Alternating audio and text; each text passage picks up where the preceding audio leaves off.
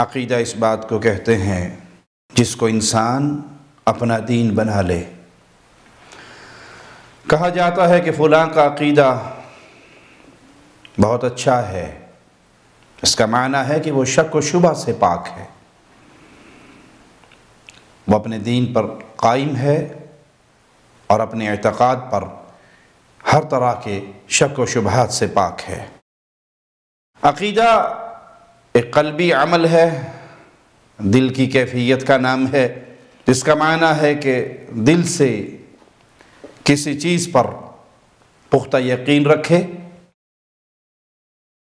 شرعی اصطلاح میں عقیدہ کہتے ہیں ایک اللہ پر، اس کے ملائکہ پر، اس کے رسولوں پر، اس کے رسولوں پر بھیجی جانے والی کتابوں پر، آخرت کے دن پر، تقدیر اچھی یا بری اللہ ہی کی طرف سے ہونے پر یقین رکھنا، اسے ارکان ایمان بھی کہا جاتا ہے۔ تو جو انسان اللہ پر، اس کے فرشتوں پر، اس کی کتابوں پر، اس کے رسولوں پر، آخرت کے دن پر، تقدیر پر ایمان لاتا ہے، تو اس کا عقیدہ جتنا اس کے دل میں پختہ ہوگا اتنا وہ صاحب ایمان ہے، وہ صاحب عقیدہ ہے۔ شریعت کے دو حصے ہیں، عقائد اور اعمال۔ عقائد کا تعلق دل سے ہے، دل کی کیفیات ہے۔ ہمارا ایک اللہ پر ایمان ہے، یہ ایمان ہمارے دل میں ہے۔ اللہ کی ربوبیت پر ایمان ہے، اس کی الوہیت پر ایمان ہے، اور یہ ایمان اصول دین ہے۔ اور شریعت کا دوسرا حصہ، اس کا تعلق اعمال سے ہے۔ اعمال انسان اپنے جسم سے ادا کرتا ہے۔ نماز جسمانی عمل ہے، زکوٰۃ ادا کرنا، روزے رکھنا، حج کرنا، اس طرح اور مختلف اعمال۔ یہ اعمال عقیدے پر تولے جاتے ہیں۔ اگر انسان کا ایمان درست ہے، عقیدہ درست ہے، تو یہ اعمال درست ہے۔ اگر عقیدے میں خرابی ہے، ایمان میں خرابی ہے، تو پھر ان اعمال کا کوئی وزن نہیں ہوگا۔ اعمال ترازو میں تولے نہیں جائیں گے، کیونکہ اساس دین اسلام کی وہ ایمانیات، وہ اعتقاد، وہ عقیدہ ہے۔ اگر انسان عقیدے میں درست ہوگا، ایمانیات میں درست ہوگا، توحید میں درست ہوگا، اعتقاد میں درست ہوگا، تو پھر اس کے عملوں کا وزن ہوگا، اور یہ اللہ کی رحمت سے اللہ کی جنت میں داخل ہو سکے گا۔ لیکن اگر ایک شخص ایمانیات پہ غور ہی نہیں کرتا، اعتقاد کو سمجھتا ہی نہیں ہے، عقیدے کے معنی مفہوم کو جانتا ہی نہیں ہے، اس کے نور سے اپنے دل کو مزین نہیں کرتا اور عملوں پہ عمل کرتا جا رہا ہے، تو یہ کھلے ہوئے خسارے میں ہے۔ لہذا عقیدہ ہی وہ بنیاد ہے جس پر اسلام کی پوری بلڈنگ کھڑی ہے۔ عقیدہ درست ہے تو انسان کا اسلام کمپلیٹ ہے، درست ہے، اور اگر اس میں خلل ہے تو اس کے اسلام میں خلل ہے۔ آئیے مالک کا فرمان سنتے ہیں، فَمَنْ كَانَ يَرْجُو لِقَاءَ رَبِّهِ فَلْيَعْمَلْ عَمَلًا صَالِحًا۔ جس کو آرزو ہے، امید ہے، یعنی جس کا یقین ہے آخرت پر کہ ایک دن اللہ کے پاس جانا ہے، اللہ سے ملاقات ہونی ہے، جس کو یہ آرزو ہے کہ وہ اللہ کے پاس جائے گا، اللہ سے اس کی ملاقات ہوگی، تو پھر اس کو حکم دیا جا رہا ہے اس اعتقاد کے بعد وہ کرے کیا؟ فَلْيَعْمَلْ عَمَلًا صَالِحًا، پھر وہ نیک اعمال کرے۔ وَلَا يُشْرِكْ بِعِبَادَةِ رَبِّهِ أَحَدًا، اور اپنے رب کی عبادت میں کسی کو شریک نہ بنائے۔ عبادت صرف اللہ کی کرے، وہ نماز پڑھے تو صرف اللہ کے لیے، وہ قیام کرے تو صرف اللہ کے لیے، وہ رکوع کرے، سجدے کرے تو صرف ایک اللہ کے لیے۔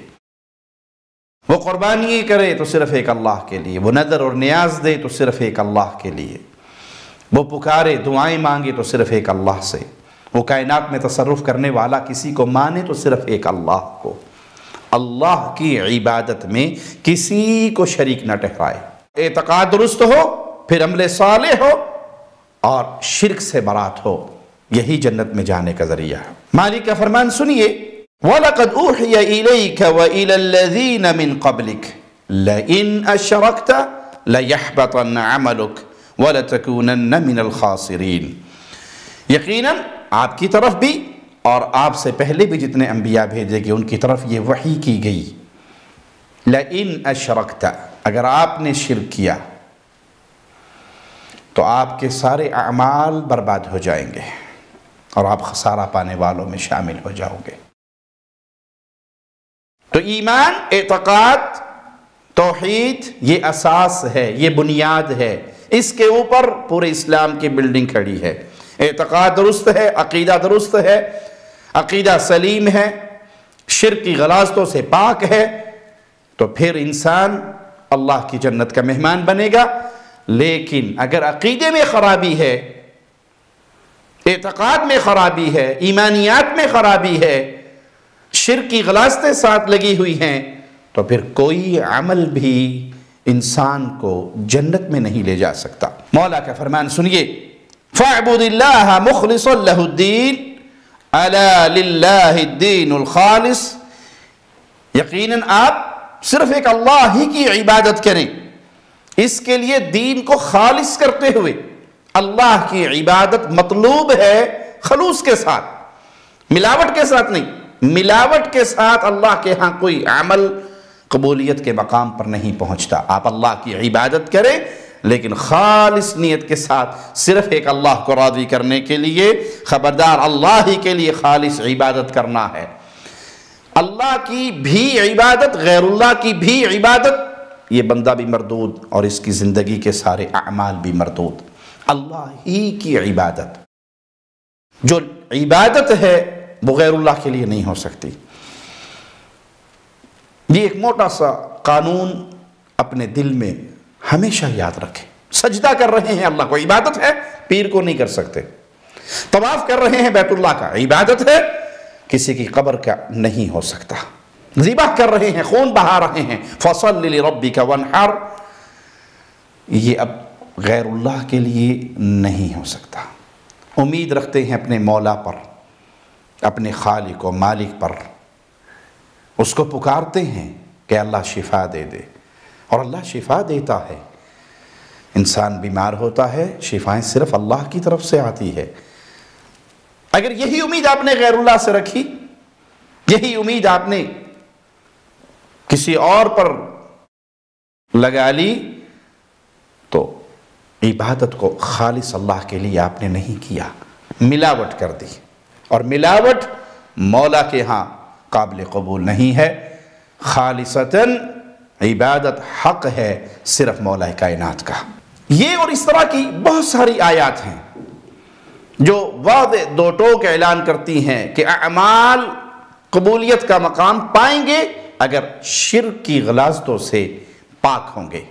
شرک ساتھ ہوگا تو عمل کتنا ہی بڑا کیوں نہ ہو، قیامت کے دن اسے ہباء منثورا بنا کر اڑا دیا جائے گا، اللہ کے ہاں وہ قابل قبول نہیں ہوگا۔ یہی وجہ ہے کہ تمام انبیاء نے سب سے پہلے امت کے عقیدے کی اصلاح کی فکر کی۔ ہر نبی نے اپنی قوم کو ایمانیات کی طرف بلایا، عقیدے کی طرف بلایا، توحید کی طرف بلایا۔ وَلَقَدْ بَعَثْنَا فِي كُلِّ أُمَّةٍ رَسُولًا، مالک فرماتا ہے ہم نے ہر امت میں رسول بھیجے، ان رسولوں نے آ کر کیا پیغام کیا دیا، قوم کو کیا کہا، ان اعبدوا اللہ، عبادت صرف اللہ کی کرو۔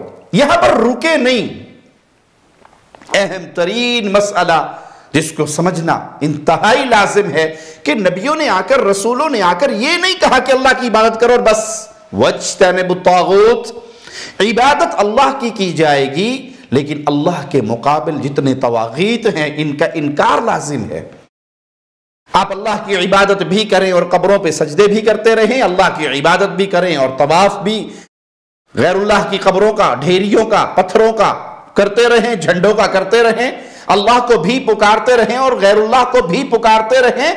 یہ انبیاء کے مبارک گروہ میں سے کسی نبی کا پیغام نہیں تھا، وہاں پیغام ہر نبی نے دیا، اعبدوا اللہ واجتنبوا الطاغوت، عبادت اللہ کی، اور جو طاغوت ہے مولا کے مقابل بنے ہوئے جو اپنی عبادتیں کروا رہے ہیں، جو اپنی عبادتوں پہ لوگوں کو راضی کر رہے ہیں، مجبور کر رہے ہیں، قوانین اپنے بنا کر لوگوں کو دیتے ہیں کہ اس پر عمل کیا جائے، ان کو لاگو کیا جائے، ان کے مطابق زندگی گزاری جائے، وہ خالق و مالک کے قوانین کو ٹھکرا چکے ہیں، تو ان کی عبادت نہیں ہوگی، عبادت صرف ایک اللہ کی ہوگی۔ ہر رسول نے اپنی قوم کو آ کر یہی پیغام دیا، اعبدوا اللہ ما لکم من الہ غیرہ، عبادت صرف اللہ کی کرو، اس کے علاوہ تمہارا کوئی الہ برحق نہیں، کوئی معبود برحق نہیں، معبود برحق صرف اللہ مالک ہے۔ یہی پیغام امام الانبیاء، امام کائنات محمد الرسول اللہ صلی اللہ علیہ وسلم نے اپنی قوم کو دیا۔